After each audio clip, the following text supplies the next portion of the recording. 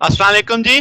आज का लेक्चर हमारे पास है Kepler's three law of planetary motion.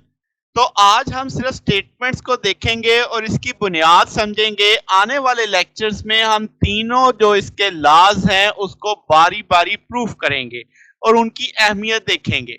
तो आपके पास Kepler's three law of planetary motion में क्या है, क्या इसकी स्टेटमेंट क्या है, अगर पहले इसकी जरा थोड़ी बात करते हैं।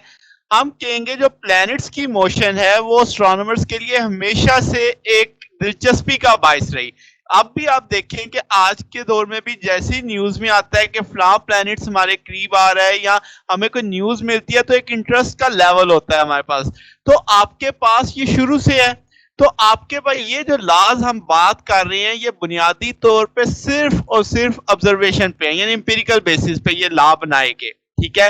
तो अगर ये सिर्फ ऑब्जर्वेशन पे है तो इसका मतलब ये सिर्फ मोशन को डिस्क्राइब करेंगे सादा और एक्यूरेट तरीके से, मगर इसकी कोई एक्सप्लेनेशन नहीं देंगे कि ऐसा क्यों होता है। उसकी मैथमेटिकल जो उसकी लॉजिकल एक्सप्लेनिंग है वो नहीं होगी।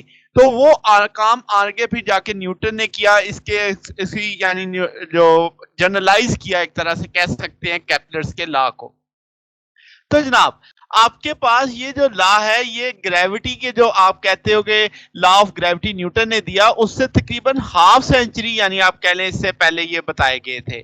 तो आपके पास जो इसमें तीन लॉ है, सेकंड लॉ जो काम करता है वो ग्रेविटेशनल फील्ड है कि सन इसमें सेंट्रल है।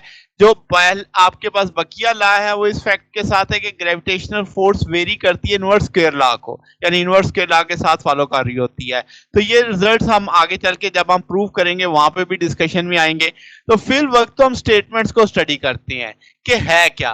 तो पहला आपका जो है केपलर्स का लॉ कि हर प्लेनेट का जो पाथ है, जो ट्रिजेक्ट्री है वो एक इलिप्टिकल ऑर्बिट है। ठीक है, जिसमें सन एक फोकस है। ठीक है, तो आप प्रॉपर स्टेटमेंट कहेंगे each planet move in an elliptical orbit with the sun at one focus. ठीक होगी बात। तो अब हम प्रूफ भी करेंगे बकायदा, नेक्स्ट लेक्चर हमारा इसी पे होगा। फिर अगला क्या है ये हम पहले पढ़ भी चुके हैं। खैर, the radius vector drawn from the sun to the planet sweep out equal area in equal time. ठीक है, यानी क्या मतलब कि जो आपकी एरियल वेलोसिटी होती है रेडियस वेक्टर की वो कांस्टेंट होती है। ये चीज हमने इस तौर एरियल वेलोसिटी पढ़ी थी, हमने ये प्रूव भी किया था। अब उसको प्लैनेट्स के लिहाज से थोड़ा सा डिस्क्राइब कर देंगे। तो ये भी ला एक तरह से प्रूव कर चुके हैं, दोबारा फिर देखेंगे इसको। जो थर्ड वन है ये बहुत इंपॉर्टेंट है, एक तरह से ये बुनियाद बनती है बहुत सारी नई चीजों की। तो आप कहेंगे कि स्क्वायर ऑफ जो पीरियड ऑफ रेवोल्यूशन है, यानी जो टाइम पीरियड का स्क्वायर कह लो, जो प्लैनेट की रेवोल्यूशन का जो टाइम पीरियड है उसका स्क्वायर जो हम सन के गिर्द जाहिर प्लैनेट देखेंगे वो प्रोपोर्शनल होगा किसके, cube of the semi major axis of the orbit. बात समझ गए, यानी उसका जो सेमी मेजर एक्सिस होगा उस एक्सिस का क्यूब लेंगे तो उसके वो टाइम पीरियड का जो स्क्वायर है उसके प्रोपोर्शनल होगा। तो ये चीज भी हम बाकायदा प्रूफ करेंगे। तो आज के लेक्चर में तो जस्ट स्टेटमेंट्स थी आपके पास कि हमें पता चले कि केपलर्स लॉ थे क्या, इनकी थोड़ी बुनियाद आपको समझ आ गई। तो बारी बारी अब हम आने वाले लेक्चर में इन तीनों का क्या देखेंगे, मैथमेटिकल प्रूफ देखेंगे।